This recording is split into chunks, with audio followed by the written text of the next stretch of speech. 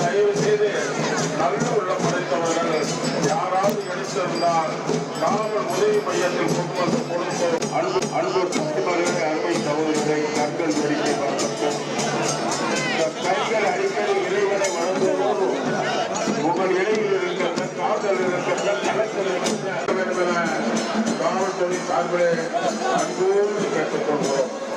ஆய்வர்களே, தயவு செய்து இந்த முந்தானை எடுத்து கீழே வீணாக்காதீங்க.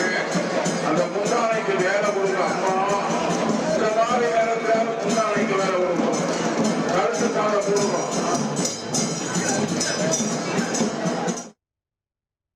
இது குறித்த கூடுதல் தகவல்களை செய்தியாளர் தாயுமானவன் வழங்கிட கேட்கலாம். தாயுமானவன், வணக்கம்.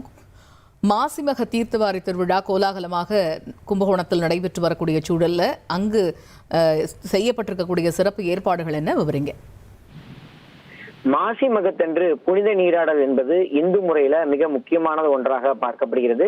இன்றைய தினம் நீர்நிலைகள்ல புனித நீராடுவது பாவங்கள் நீங்கும் என இந்து மக்களால நம்பப்படுகிறது. அந்த வகையில மாசி மாதத்துடைய மக நட்சத்திரத்தோடு பௌர்ணமி கூடுகின்ற இன்றைய தினம் தென்னகத்துடைய கும்பமேளா எனப்படக்கூடிய கும்பகோணத்துல இருக்கக்கூடிய மகாமக குளத்துல நீராடுவதற்காக ஏராளமான பொதுமக்கள் வருகை தந்த வண்ணம் இருக்கிறாங்க. கும்பகோணத்தில் இருக்கக்கூடிய 12 சைவ திருக்கோயில்கள், 5 வைணவ திருக்கோயில்கள் இணைந்து 10 நாட்களுக்கு இந்த மாசி மக பெருவிழா என்பது கொண்டாடப்பட்டு வருகிறது.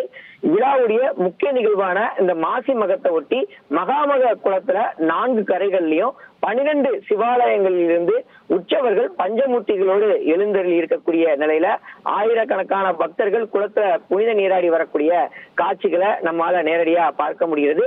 புனித நதிகள் கொண்டிருந்த மகாமக குளத்துல 20 தீர்த்தங்கள் இருக்கின்றன. தீர்த்தவாரி இன்று நடைபெறக்கூடிய ஒரு சூழல்ல ஆதி கும்பேஸ்வரர், காசி விஸ்வநாதர், காளகஸ்தீஸ்வரர் உள்ளிட்ட உற்சவர்கள் கரையில எழுந்திருக்கக்கூடிய ஒரு சூழல்ல தொடர்ந்து புனித நீராடுவதற்காக ஏராளமான பொதுமக்கள் வந்திருக்கிறாங்க. கும்பகோணம் சுற்று வட்டார பகுதியில் இருந்து ஏராளமான பொதுமக்கள் தற்போது புனித நீராடி வருவதால காவல்துறையினர் குவிக்கப்பட்டு 4 குளக்கரைகளிலுமே கடுமையாக காவல்துறையினர் உயர்கோபுரங்கள் அமைத்து பாதுகாப்பு பணியில ஈடுபடுத்தப்பட்டிருக்கிறாங்க. சிறப்பு பேருந்துகள் இயக்கப்பட்டு வருகிறது. தமிழகம் மட்டுமல்லாம பல்வேறு மாநிலங்களில் இருந்தும் இந்த மாசி மக திருவிழாவில் பங்கேற்பதற்காக கும்பகோணத்தை நோக்கி பல மக்கள் தொடர்ச்சியா வருகை தந்திருப்பதை பார்க்க முடிகிறது.